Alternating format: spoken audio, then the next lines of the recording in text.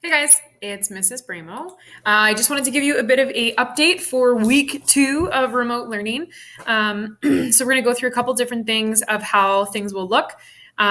Keep in mind that things may change, so you need to be adjustable. I need to make things work, and that's what we'll do. So first off, I hope you're all doing well and you're staying safe and you're staying healthy. This is my home. It was my son's birthday yesterday, so that's why there's balloons up.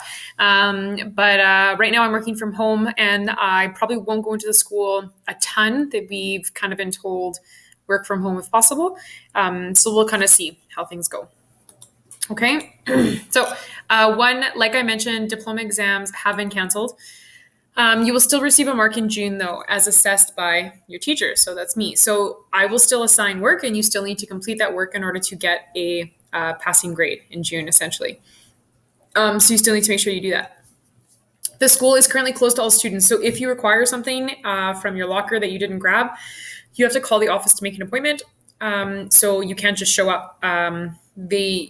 So just try to stay away from the school. Try to stay home. That's what we're trying to do. And like I said, most teachers are now working from home as directed by the government and ECSD. Okay, so we do have the option of going into school if we want.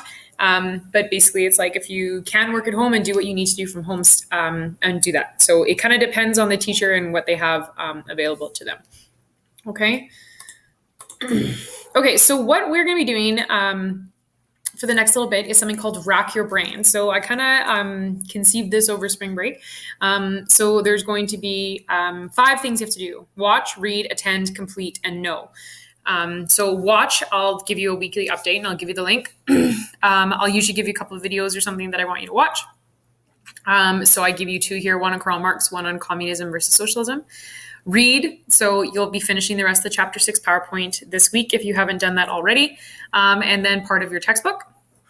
Attend, I'm hoping to have a webinar on April 1st via Microsoft Teams. That date may change, the time may change, so just make sure you pay attention to that.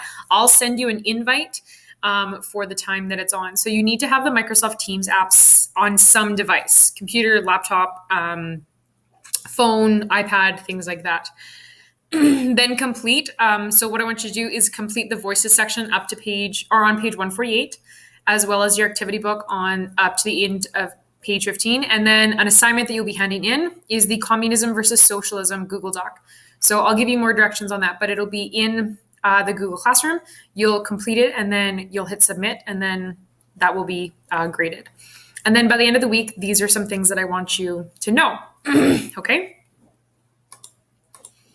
So first things first, I'm going to go through the PowerPoint and over some key points that I want you to examine. We ended on slide 7, so I'm just going to review Marxism quickly. Please make sure you have that PowerPoint saved to your computer or printed off so that you have access to those notes, okay? And I'm going to put a star on important things on the video, so look for that. So Marxism, like I said, we finished this Thursday before everything kind of got crazy. So it's a radical form of socialism. You'll often hear referred to as communism.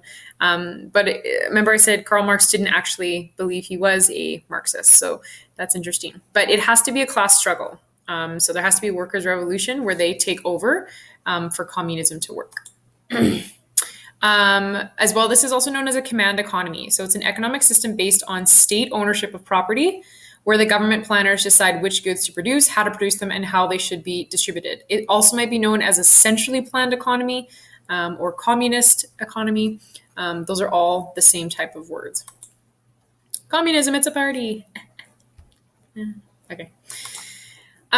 So this is just for your activity books. You'll see that in the PowerPoint. I've left those in.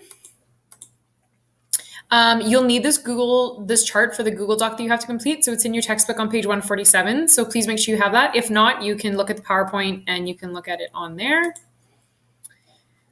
Read the voices section as well. That'll help you to complete the Google Doc assignment. I'm not marking this one, but it'll be useful for you when you're handing in that assignment.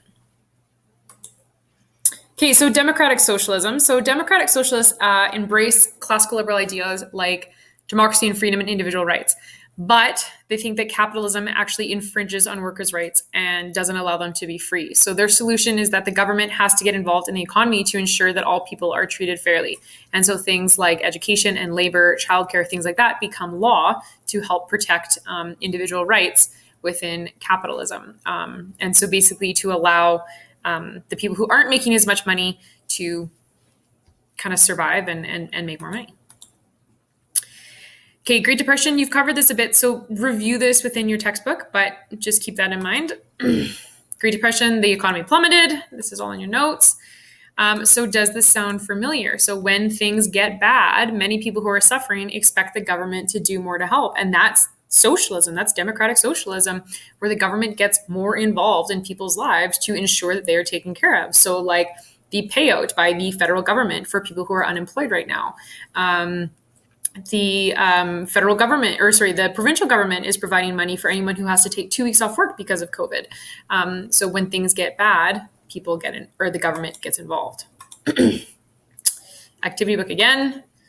And then this one I want you to make sure you cover is the rise of socialism in Quebec. So this is the Quiet Revolution, which you did do in Social 20 as well. So it's a lot of review, but it's an important thing to note because it happened within Canada.